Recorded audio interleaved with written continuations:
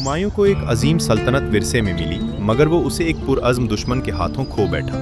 फिर उसने 15 बरस तक उसे दोबारा हासिल करने के लिए जद्दोजहद की। उसकी दास्तान मुसलसल फतूहात की नहीं, बल्कि तकरीबन सब कुछ खो देने के बाद दोबारा उठ खड़े होने के हौसले की दास्तान है। इस सफ़र का आगाज़ 6 मार्च 1508 की रात हुआ। काबुल के मजबूत किले के अंदर माहिम बेगम ने जंगजू शहजादे बाबर के एक बेटे को जन्म दिया। उस बच्चे का नाम हुमायूं रखा गया, एक ऐसा नाम जो खुशी, खुशबख्ती और कामयाबी की अलामत समझा जाता था। हुमायूं ने शाही सहनों, सफ़र करते लश्करी खेमों, कुतुब खानों, घोड़ों और मुसल्लह सिपाहियों के दरमियान परवरिश पाई। बचपन ही में वो जान गया था कि एक शहजादे की ज़िंदगी सिर्फ एक जंग के नतीजे से बदल सकती है। उसने शायरी, तारीख़, इल्म नजूम और अपने तैमूरी आबाओ अजदाद की रिवायात का मुतालिया किया। साथ ही उसे घुड़सवारी और जंगी फ़नून की तरबियत भी दी गई, क्योंकि उसे सिर्फ इक़्तिदार विरसे में पाने के लिए नहीं, बल्कि उसका दिफा करने के लिए तैयार किया जा रहा था। जब हुमायूं 18 बरस का हुआ तो बाबर ने उसके सामने अपनी सबसे बड़ी ख्वाहिश जाहिर की। वो पहाड़ों को उबूर करके हिंदुस्तान में दाखिल होंगे और शुमाली मैदानों पर कब्जे के लिए सुल्तान इब्राहिम लोदी को ललकारेंगे। हुमायूं ने फौरन इस मुहिम के खतरे को समझ लिया। इब्राहिम लोदी के पास एक बहुत बड़ी फौज, ताकतवर घुड़सवार दस्ते और जंगी हाथी थे, जबकि बाबर की फौज तादाद में कम थी और अपने वतन से बहुत दूर लड़ने जा रही थी। सूरज निकलने से पहले ही मुगल खैमागाह हरकत में आ गई। घोड़ों पर जीनें किस दी गईं, हथियार जांचे गए, तोपों को भारी गाड़ियों पर मजबूत किया गया और फौजी परचम सर्द सुबह की हवा में बुलंद हो गए। फौज तंग पहाड़ी दर्रों, पथरीली वादियों और दुश्वार गुजार रास्तों से गुजरी। पानी पत के करीब पहुंचते ही जासूसों ने खबर दी कि इब्राहिम लोधी दसियों हजार सिपाहियों और जंगी हाथियों की खौफनाक सफ के साथ पेशकदमी कर रहा है। 21 अप्रैल 1526 को पानीपत के मैदान मुगल तोपों की गरज से लरज उठे। धुआं, गिर्द, तीरों की बारिश और सिपाहियों की ललकार ने पुरसुकून जमीन को अफरा तफरी में बदल दिया। तूपों के धमाकों ने इब्राहिम लोदी के हाथियों को बदहवास कर दिया और उसी की फौज के अंदर इंतशार फैल गया।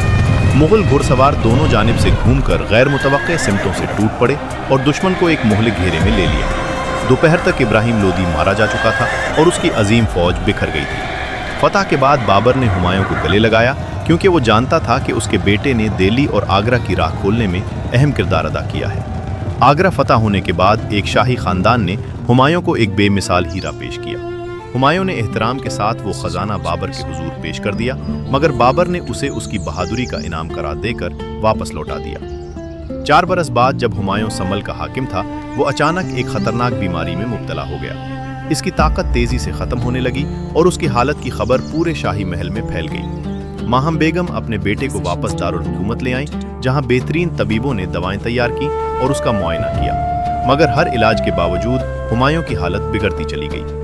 बाबर अपने बेटे के बिस्तर के पास बैठा उसे जिंदगी के लिए जद्दोजहद करते देखता रहा। वो बादशाह जिसने बड़ी बड़ी फौजों को शिकस्त दी थी, अपने बच्चे के जिस्म से बीमारी को निकल जाने का हुक्म नहीं दे सकता था। एक बुजुर्ग ने मशवरा दिया कि हुमायूं की सेहतयाबी के लिए अल्लाह के हुजूर कोई इंतहाई कीमती चीज़ पेश की जाए। बाबर ने अजीम हीरे के बारे में सोचा, मगर फौरन उसे नाकाफी कुर्बानी समझकर रद्द कर दिया। बाबर के लिए कोई जौहर, खजाना, सूबा या तख्त उसके बेटे से ज्यादा कीमती न था। अगर एक जान के बदले दूसरी जान देनी थी, तो उसने फैसला किया कि वो जान उसकी अपनी होनी चाहिए। बाबर ने हुमायूं के बिस्तर के गिर्द 3 चक्कर लगाए और एक बेकरार बाप की तरह दुआ मांगी। उसने अल्लाह से दरखास्त की कि बेटे की बीमारी उसे दे दी जाए और हुमायूं को जिंदगी अता हो। कुछ ही अरसे बाद हुमायूं की हालत बेहतर होने लगी, मगर बाबर शदीद बीमार पड़ गया। जैसे जैसे बेटे की ताकत वापस आती गई, वैसे वैसे बाप की सेहत गिरती चली गई। अपने आखिरी दिन करीब देखकर बाबर ने हुमायूं को अपना जानशीन मुकर्रर किया। फिर उसे आखिरी नसीहत की कि अपने भाइयों के साथ मेहरबानी करना और ख़ानदानी इख्तलाफ को कभी सल्तनत तबाह न करने देना। हुमायूं ने अपने वालिद की ख्वाहिश पूरी करने का वादा किया। चंद दिन बाद बाबर दुनिया से रुखसत हो गया और हुमायूं ने सर पर ताज के साथ एक ऐसा वादा भी उठाया जो उसके पूरे मुस्तकबिल का रुख तय करने वाला था। दुनिया की नज़र में हुमायूं को एक अजीम सल्तनत विरसे में मीत है, मगर फतूहात के पर्दे के पीछे ये सल्तनत कमज़ोर, तकसीम शुदा और ऐसे दुश्मनों में घिरी हुई थी जो सिर्फ एक मौके के इंतज़ार में थे। बहुत से अफगान सरदार अब भी मुग़ल इक़्तिदार को तस्लीम नहीं करते थे, जबकि ताकतवर इमरा अपने ज़ाती मफादात की हिफाजत में मसरूफ़ थे। सबसे बड़ा खतरा ये था कि हुमायूं के अपने भाई अलग सूबे और अलग इख्तियार मांग रहे थे। बाबर की आखिरी नसीहत याद रखते हुए हुमायूं ने टकराव के बजाय सखावत का रास्ता इख्तियार किया।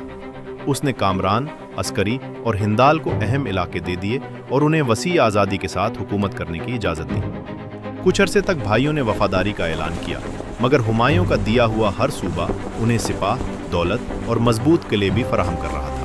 इनकी मदद से वो मुस्तकबिल में उसी के खिलाफ खड़े हो सकते थे। हुमायूं अपने ख़ानदान को मुत्तहिद रखना चाहता था, मगर उसकी मेहरबानी खामोशी से उसके तख्त को कमज़ोर कर रही थी। जिन अतियात का मकसद बगावत रोकना था, वही उसके भाइयों को बगावत की ताकत दे रहे थे। इसी दारन शेर खान नामी एक अफगान सालार बहार और बंगाल में मुसलसल ताकत हासिल कर रहा था। वो गैर ज़रूरी नुमाइश से दूर रहा और अपनी तवज्जो सिपाह, रसद, किलों और इत्तहादों को मजबूत बनाने पर मरकूज रखी। शेर खान साबिर, मुनज़्ज़म और इंसानों के साथ साथ ज़मीन की नौइयत को समझने में माहिर था। जब हुमायूं अपने ख़ानदान को जोड़े रखने की कोशिश कर रहा था, उसका सबसे बड़ा हरीफ आने वाले वक्त की तैयारी कर रहा था। जब शेर खान ने चुनार के मजबूत किले पर कब्जा किया तो हुमायूं मशरिक की तरफ बढ़ा और उसका मुहासरा कर लिया, मगर किले की मजबूत दीवारें उसके सामने डटी रहीं और कीमती महीने हाथ से निकलने लगे। मुहासरे के दौरान एक उम्र रसीदा राजपूत चतोड़ की रानी कर्नावती का पैगाम लेकर पहुंचा। पैगाम के साथ राखी भी थी, जो एक बहन और भाई के दरमियान हिफाजत के मुकद्दस रिश्ते की अलामत समझी जाती थी। गुजरात का बहादुर शाह चतौड़ के लिए खतरा बन चुका था और रानी कर्नावती ने हुमायूं को अपना भाई कहा था। इस एक अमल के जरिए उसने अपनी इज्जत और अपनी रियाया की हिफाजत हुमायूं के हाथों में दे दी। इसके सिपह सालारों ने खबरदार किया कि चुनार का मुहासरा छोड़ने से शेर खान मजीद ताकतवर हो जाएगा, मगर हुमायूं राखी की पुकार नज़रअंदाज न कर सका। इसलिए उसने फौज का एक हिस्सा पीछे छोड़ा और मगरिब की तरफ रवाना हो गया। शेर खान ने एक निहायत मुख्तात पैगाम भेजा, जिसमें वफादारी का वादा किया और दरख्वास्त की कि उसे हुमायूं के नाम पर चुनार अपने पास रखने दिया जाए। बादशाह को उसकी नीयत पर शक था, मगर चतौड़ से किया गया वादा उसे पहले ही दूर खींच चुका था। हुमायूं किले तक पहुंच भी ना पाया था कि थके हारे सवार एक तबाहकुन खबर ले आए। चतौड़ हाथ से निकल चुका था और रानी कर्नावती समेत महल की औरतों ने गिरफ्तारी से बचने के लिए खुदकुशी कर ली थी। हुमायूं गम से रुक गया। वो राखी की पुकार सुनकर पूरा मुल्क अबूर करता हुआ आया था, मगर तकदीर ने उसे उस बहन को बचाने के लिए देर से पहुंचाया जिसने उस पर भरोसा किया था। बहादुर शाह फरार हो गया और हुमायूं ने गुजरात में उसका ताक़ुब किया। ये ताक़ुब आखिरकार मुग़ल फ़ौज को चंपनीर के बुलंद और बज़ाहिर नाकाबिल तस्खीर किले के सामने ले आया। 4 माह तक मुहासरा जारी रहा। किला खड़ी चट्टानों के ऊपर कायम था, मुहाफिज मजबूत दीवारों के पीछे महफूज थे और हुमायूं के सिपाही बेसब्री का शिकार होने लगे थे।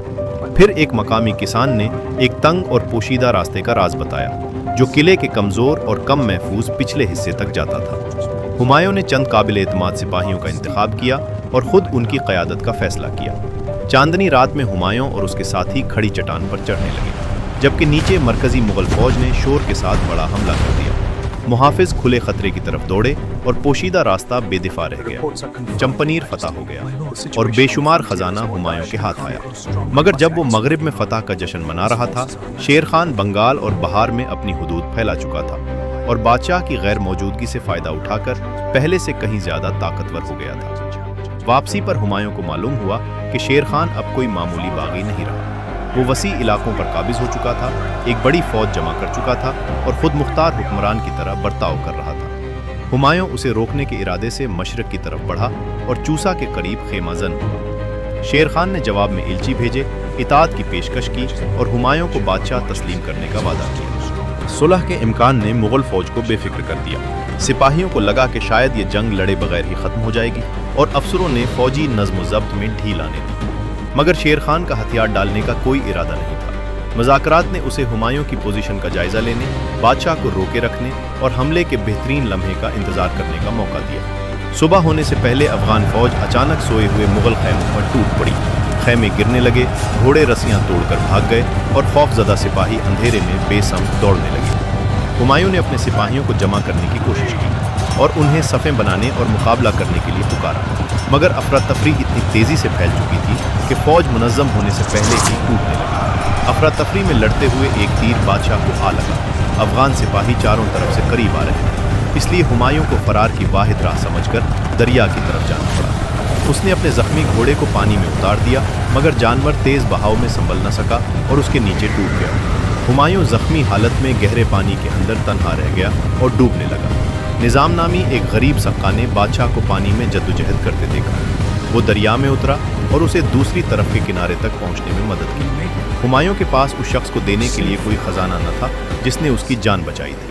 उसने वादा किया कि अगर वो कभी अपना तख्त वापस हासिल कर सका तो निज़ाम को एक दिन के लिए उसी तख्त पर बैठने की इजाज़त देगा। बादशाह जख्मी और जिल्लत ज़दा हालत में आगरा वापस पहुंचा, मगर वहां उसे मालूम हुआ कि उसकी कमज़ोरी के दौरान कामरान और हिंदाल अपनी अपनी ख्वाहिशात के पीछे चल रहे थे। हुमायूं ने एक बार फिर अपने भाइयों को माफ़ कर दिया, मगर शेर खान अब शेर शाह का लक़ब इख्तियार कर चुका था और इतना ताकतवर हो गया था कि उसे नज़रअंदाज करना मुमकिन था।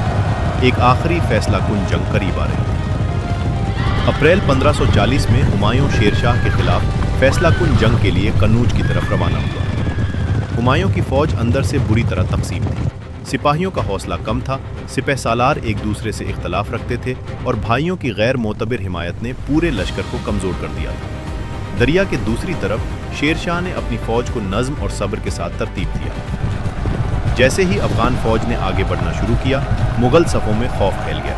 अफवाहें अहकामात से ज़्यादा तेज़ी से फैले और सिपाहियों ने जंग पूरी तरह शुरू होने से पहले ही शिकस्त का तसव्वुर कर लिया। हुमायूं की फौज के कुछ हिस्से अचानक पीछे हटने लगे। सिपाहियों ने तोपें, घोड़े, हथियार और सामान छोड़ दिया और एक गैर यकीनी पसपाई मुकम्मल भगदड़ में बदल गई। शेर शाह के घुड़सवारों ने भागते हुए मुगलों का ताक़ुब किया और बादशाह की बाकी मांदा फौज को भी तबाह कर दिया। हुमायूं जान बचाकर निकल गया, मगर दिल्ली, आगरा और शाही खजाना उसके हाथ से जा चुके थे। ये शिकस्त सिर्फ एक गलती का नतीजा नहीं थी। ताख़ीर, कमज़ोर नज़्म ज़ब्त और दुश्मन को बहुत ज़्यादा वक्त देने ने आखिरकार सल्तनत को गिरा दिया था। शेर शाह हिंदुस्तान का हुक्मरान बन गया। बाबर का बेटा और दिल्ली का साबिक़ बादशाह हुमायूं अब एक मफरूर शख्स था, जिसके पास न दारुल हुकूमत था, न फौज और न कोई महफूज घर। पतपर में हुमायूं ने हिंदाल से एतराफ़ किया कि अब वो एक ऐसी बादशाही का बादशाह है जो उसके पास नहीं और एक ऐसा इंसान है जिसका कोई घर नहीं। एक सादा सी महफिल में हुमायूं की नज़र हिंदाल के उस्ताद की ज़हीन बेटी हमीदा बानो बेगम पर पड़ी। जिंदगी के तारीक तरीन दौर में इस लड़की का एतमाद और पुरसकून अंदाज उसकी तवज्जो का मरकज़ बन गया। उसके मशीरों ने शादी की मुखालिफत की। हमीदा कोई ऐसी शहजादी न थी जो फौज या इलाका अपने साथ लाती, और हुमायूं खुद दुश्मनों के ताक़ुब में था, जिसके पास उसे देने के लिए कोई मुस्तहकम सल्तनत न थी। मगर हुमायूं ने शादी को सियासी सौदा समझने से इनकार कर दिया। उसने हमीदा को उसकी क़ुव्वत और किरदार की वजह से चुना और 40 दिन बाद जलावतनी के साये में दोनों का निकाह हो गया।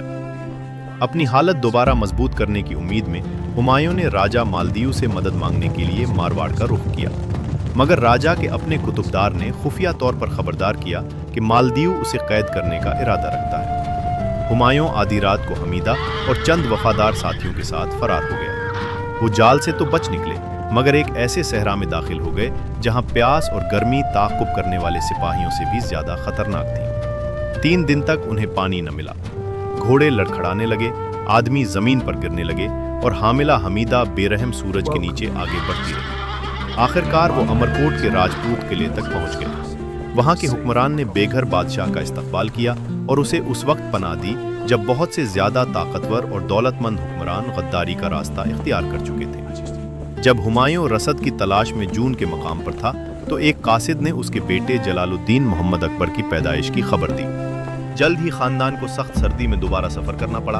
हुमायूं और हमीदा को अपने शेरखार बेटे को काबिल एतमाद खादमों के पास छोड़ना पड़ा। हुमायूं पहाड़ों को उबूर करके ईरान की तरफ रवाना हुआ, जबकि उसके पास वो तकरीबन सब कुछ नहीं रहा था जो कभी उसकी मिल्कियत था। उसकी आमद की खबर शाह तहमास्प तक पहुंची तो उसने हुक्म दिया कि जलावतन बादशाह के साथ शाही इज्जत से पेश आया जाए। ईरानी दरबार ने शानदार तकरीबात और अजीम ज़ियाफ़तों के साथ हुमायूं का इस्तकबाल किया। बरसों तक मफरूर की तरह भटकने के बाद एक बार फिर उसे शिकस्त खुर्दा पनाह गुज़ीन के बजाय एक बादशाह का मकाम दिया गया। शाह तहमास्प ने उसे 12,000 तरबियत याफ्ता घुड़सवार देने की पेशकश की, जो उसकी ताकत दोबारा कायम करने के लिए काफ़ी थे। हुमायूं ने यह सौदा कबूल कर लिया। गैर मुल्की मदद ही वापसी का वाहिद हकीकत पसंदाना रास्ता था। ईरानी घुड़सवारों को साथ लेकर हुमायूं मशरिक की तरफ लौटा और अपने भाइयों से उसके पीछे मुत्तहिद होने की अपील की। हिंदाल वफादार रहा, मगर कामरान और अस्करी ने मुजाहिमत की तैयारी शुरू कर दी। हुमायूं ने कंधार का मुहासरा कर लिया اور یہ محاصرہ لمبے عرصے تک جاری رہا۔ 3 ماہ بعد عسکری نے فرار کی کوشش کی، مگر اسے گرفتار کر کے اسی بھائی کے سامنے لایا گیا جس کی وہ بار بار مخالفت کر چکا تھا۔ سخت سزا کے مطالبات کے باوجود ہمایوں نے عسکری کی جان بخش دی اور اسے حج کے لیے مکہ روانہ کر دیا۔ کچھ لوگوں نے اس رحم کی تعریف کی، جبکہ دوسروں کو خوف تھا کہ ایک بار پھر شفقت فیصلے پر غالب آ رہی ہے۔ اس کے بعد ہمایوں کابل کی طرف بڑھا، جہاں کامران نے شہر کے ساتھ کم عمر اکبر کو بھی اپنے قبضے میں رکھا ہوا تھا۔ مایوسی میں کامران نے حکم دیا کہ بچے کو قلعے کی کھلی اور غیر محفوظ دیوار پر بٹھا دیا جائے۔ اب اکبر اپنے والد کی توپوں کے عین سامنے تھا۔ اس کی دایا ماں ہمنگا نے اسے اپنے بازوؤں میں لپیٹ لیا اور اپنے جسم کو بچے کی ڈھال بنا دیا۔ کامران کی سنگ دلی بھی کابل کو نہ بچا سکی۔ قلعہ فتح ہو گیا اور برسوں کی جدائی، خطرے اور بے یقینی کے بعد اکبر اپنے والد ہمایوں اور والدہ حمیدہ سے دوبارہ مل گیا۔ کامران فرار ہوا اور ہندال اس کے تعاقب میں نکل پڑا۔ اس کشمکش کے دوران ہندال مارا گیا اور جاتے ہوئے یہ پیغام چھوڑ گیا کہ اس نے خوشی سے اپنی جان ہمایوں کی خدمت میں قربان کی ہے۔ آخرکار کامران بھی گرفتار ہو گیا۔ ہمایوں اسے قتل کرنے کا حکم نہ دے سکا، مگر اس نے یہ حقیقت قبول کر لی کہ رحم کی بھی ایک حد ہونی چاہیے۔ چنانچہ کامران کو اندھا کر دیا گیا تاکہ وہ دوبارہ سلطنت کے لیے خطرہ نہ بن سکے۔ بھائیوں کے درمیان طویل کشمکش ختم ہونے کے بعد ہمایوں نے دوبارہ ہندوستان کا رخ کیا۔ شمال مغربی علاقے ایک ایک کر کے اس کے قبضے میں آنے لگے۔ شیر شاہ مر چکا تھا اور اس کے جانشینوں نے باہمی دشمنی کے ذریعے افغان سلطنت کو تقسیم کر دیا تھا۔ وہ طاقتور ریاست جس نے ہمایوں کو شکست دی تھی، اب اپنے ہی اندرونی اختلافات سے کمزور ہو چکی تھی۔